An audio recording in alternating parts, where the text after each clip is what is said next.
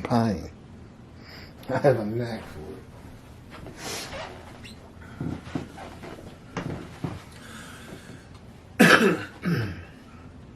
Chapter 21, part 6. Now in the book, it's just chapter 21. It is broken down into 3-4 different parcels, but it doesn't say part 1, part 2, part 3. The first speakers of Isaiah 53 are the witnesses of the righteous servant. In the quoted multiple verses 1 through 6, the quote begins at verse 1 and concludes at the end of verse 6. The many who are made righteous by God's righteous servant, Moshiach. Now, God was the speaker of Isaiah 52, 13 through 15, which is the beginning of, as I call it, Isaiah 50, chapter 53 proper. Verse 1, who would have believed our report? And to whom was the arm of the Lord revealed? Rashi, and that's Rashi's Bible verse. Who would have believed our report? Midrash. Commentary by Rashi. So will the nations say to one another, were we to hear from others what we see, it would be unbelievable. And that's what you should be saying about what I'm presenting you. Far and above more knowledge than has ever been revealed in Judaism, and at one time. Not over 2,000 years, or however long it's been.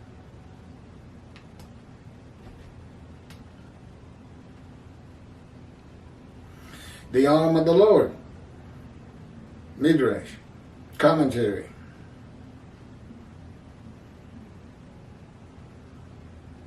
Like this, with greatness and glory, to whom was it revealed until now?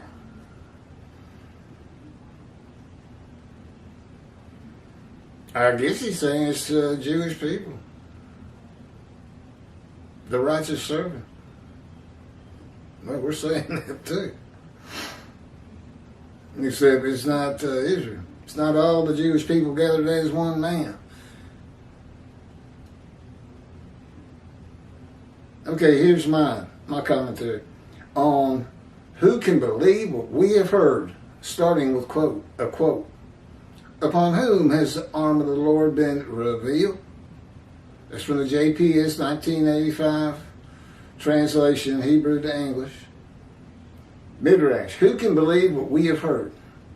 The witnesses ask, who can believe that God redeems the Jewish people by the new covenant with sin forgiveness that is delivered by the messenger Elijah, who receives it from the angel of the covenant, who is the angel of God's presence, the Holy Spirit, that alights upon the anointed one in Isaiah chapter 11, verse 1. Who can believe? Is this still the redemption? Redeems, okay. Redeemed by the covenant of friendship that comes with the servant David, a shepherd, when he sanctifies Israel by having the third temple built on his holy Mount Zion, hopefully in Jerusalem, if we can find a big enough tract. I'm not that familiar with Jerusalem, never been there. And by speaking to his prophet again, as he spoke to Moses, face to face and friend to friend. And all by and with one man the Lord calls my righteous servant. Now the first 6 verses are the witnesses. 7 through, I guess, 9. Well, we'll get to it. Are by Isaiah, and then God concludes with 11 and 12. Could be 10. God shows it. That might be Isaiah. Anyway, you have different writers.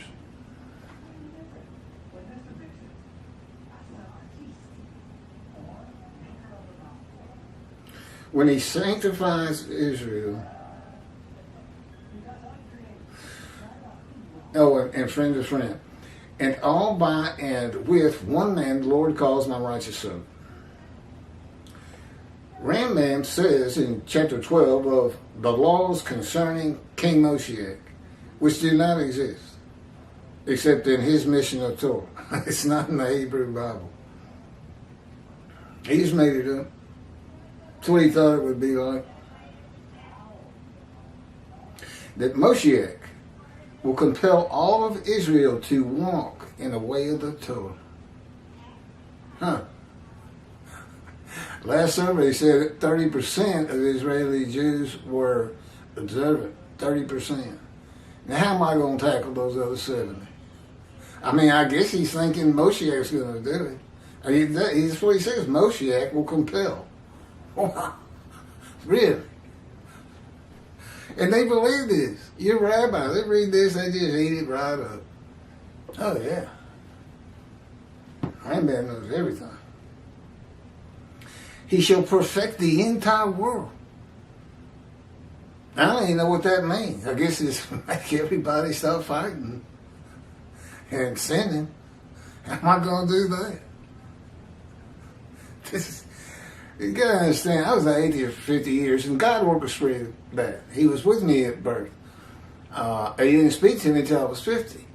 And it's primarily to make my life miserable and to suffer injuries. That he had and suffer cancer. He chose to crush the righteous servant with disease. And it exposes him to death in verse 12.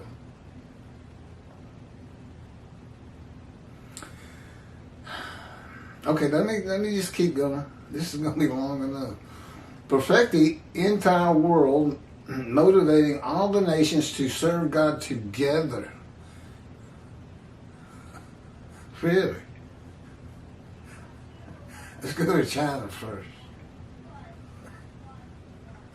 Neither envy nor competition. Let's go to Vatican Isle. Oh no. Yeah, let's go to Vatican Isle. Let's get the Pope. Yeah, he's going to exalt the Jews and go become a Jew and tell the Jews he's disavowed Jesus. And he wants to go into the house of prayer, but you can't go into the house of prayer unless you follow the covenant and all the laws and rules God gave Moses. As the Israelites and the Jewish people today have to do. Yes, the Pope's going to have to practice the 613 laws derived from the Torah. I hadn't thought of that one. That's a good one. There will be no famine. Nobody's going to be hungry. No war. Now, I don't know who's going to grow all of the food. Doesn't sound like the farmers are going to be. It sounds like they got a full day ahead of them. The entire world will be solely to know God. And the Jews, therefore, will be great sages and know the hidden matters with an understanding of their Creator to the full extent of human potential. And that would be me, not the Jewish people. I mean, I'm imparting much of that knowledge on these videos. And of course, they're in God's book, and that's how I know. I could have never figured all this out. Look, I got, as I say, gut shot. I got shot through the abdomen. Went in on the right side where your bladder is, and went all the way across me and basically lodged in my left buttock. And it was 8 hours before I got to a hospital that could help me. I didn't think of God one time. Didn't try to make any deal. Didn't tell God I'd stop sinning. The name just did not come to mind.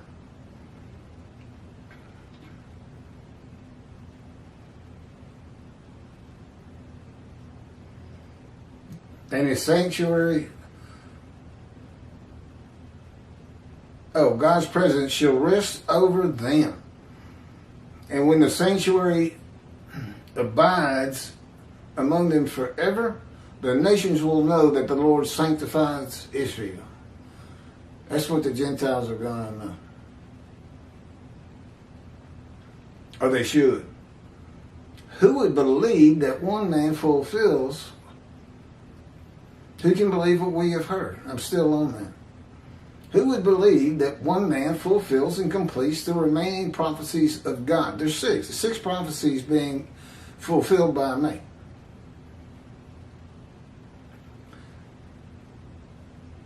In the day of the Lord.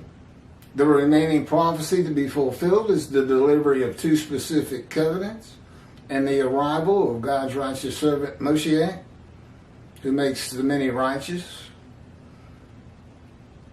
Of course, the anointed one, a shepherd, God calls my servant David. Elijah, who was taken to heaven and returns and recounsels the members of the Jewish families one to the other through Judaism and righteousness. That's making the many righteous. My duties and those of Elijah pretty much go straight together, and it's a good thing, because I'm both. I'm Moshiach, I'm Elijah, prophet like Moses. Who did I leave out? Oh, and the man described in Isaiah 53.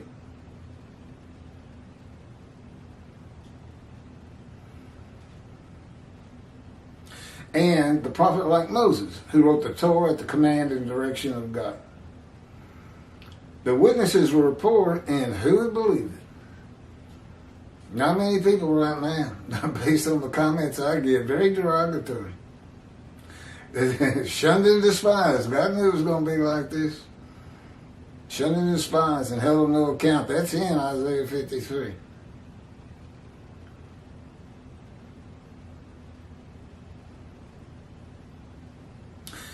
And who would believe it? That they had been told by their wise men, sages, rabbis, and theologians, that God's righteous servant of Isaiah 53, they had not been told, is a Gentile.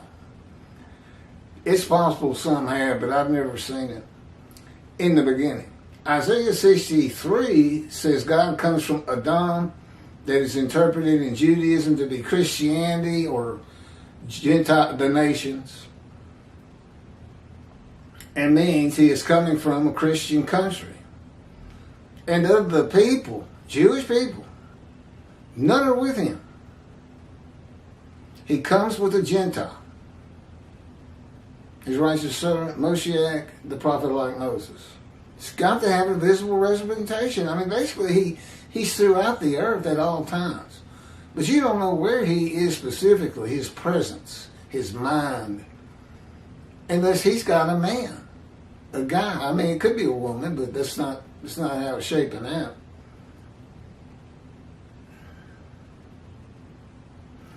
Jesus was a Jewish man who came from Nazareth. Well, the Christians say he's God. Well, if he's God, he's supposed to have come from Adam, not Nazareth. The Jewish people did not come from Adam. Well, see, we got to change that. Well, technically, Europe is Gentile lands, Christianity, the nations, and that is where they returned from, for the most part, to create Israel in 1948. Now, in the Exodus, God wouldn't allow, Moses wouldn't allow, and 600,000 Egyptian slaves and their families that he was leading to the promised land, they had to go around Adam. They weren't allowed to go through. And if Moses can't go through, then God didn't go through, because God's in Moses. And once he comes within you and the Spirit alights upon you, he doesn't leave. He's been with me 16 years now. Just think about that. And here I am, it just seems like we're just inching our way towards Israel.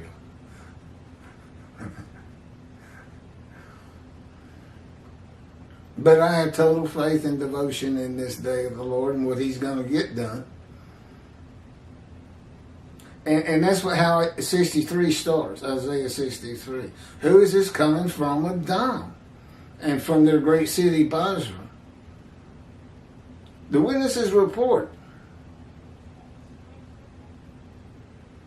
that they had never heard that the captain of the Lord's host is a Gentile and a harbinger of God's righteous servant who is a Gentile and who becomes a host of the Lord's host, the man of divine beings, when God's Spirit alights upon him in Isaiah chapter 11, verse 1. The witnesses had never heard that the divine beings are the Holy Spirit, who is the angel. Again, who can believe what we have heard?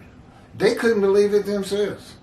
There might be many of them right now watching these videos, thinking, I'm going to get back to synagogue, and I can't wait till the covenant of sin forgiveness goes into effect. Yeah, and be sure to go to Yom Kippur. You're only forgiven of the sins you've done today, or when this book's published. That's when it is effective. But God pretty much sees the Jewish people sin-free right now. It's just in a friendly mood. But we had to get it marketed. That was the problem with Zechariah chapter 1 that Rashi could not figure out. And he said, we have to wait for the teacher of righteousness to explain this to us. The truth of it. And I have. I have in the book and on video. And it has to do with the exiles, all 13 tribes that returned, not realizing when God forgave their sins. They just knew they were getting ready to build a temple, and a curse had been lifted against them. They had returned to Jerusalem. But they needed to know they were sin-free, and they needed to find the scroll of Isaiah. Apparently they didn't have it.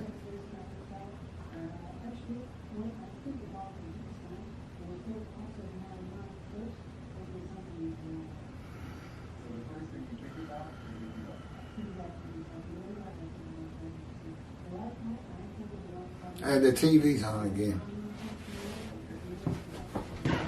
Yeah, I'll take a break.